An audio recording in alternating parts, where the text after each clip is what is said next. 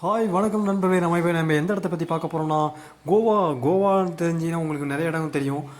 அப்படியே கோவாவில் போயிட்டு அங்கே அகுவாடா கோட்டை அப்படின்ற ஒரு இடத்த தான் பார்க்க போகிறோம். ஏன்னா நாங்கள் இப்போ தான் ரீசெண்டாக அந்த இடத்துக்கு போயிட்டு வந்தோம்.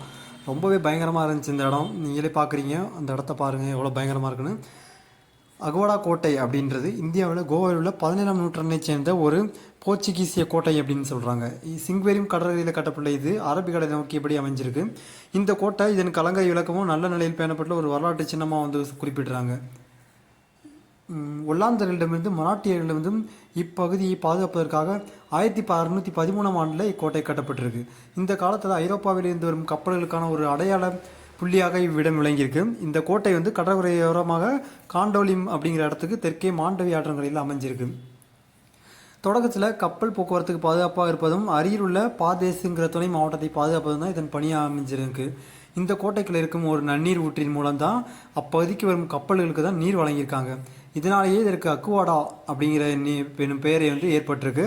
அக்குவாடாங்கிறது நீர் என்னும் பொருள் தரும் சொல் அப்படின்னு சொல்கிறாங்க.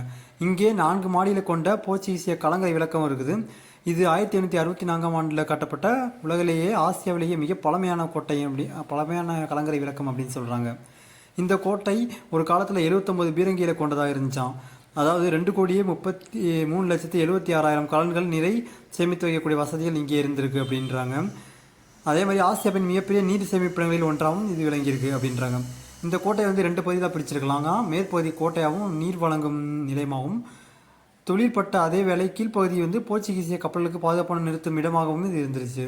மேற்பகுதியில் அகழி, நிலக்கீழ் நீர் தாங்கி, வெடிமருந்து அறை, கலங்கரை விளக்கம், கொத்தளங்கள் என்பன போன்றவை எல்லாம் இருந்திருக்கு.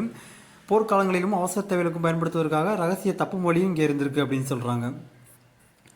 இங்கே அக்குவாடா கலங்கரை விளக்கம் கோட்டைக்கு மேற்கில் அமைந்துள்ள ஒரு மலையில் 1764 கட்டப்பட்டிருக்காங்க. இது ஆசியாவிலேயே மிக பழமையான கலங்கரை விளக்கம் அப்படின்றாங்க. இது மோர் முகாவ் தீபகற்பகத்திற்கும் கலங்குட் கடற்கரைக்கும் இடையில் அமைஞ்சிருக்கு. சுமார் ஒரு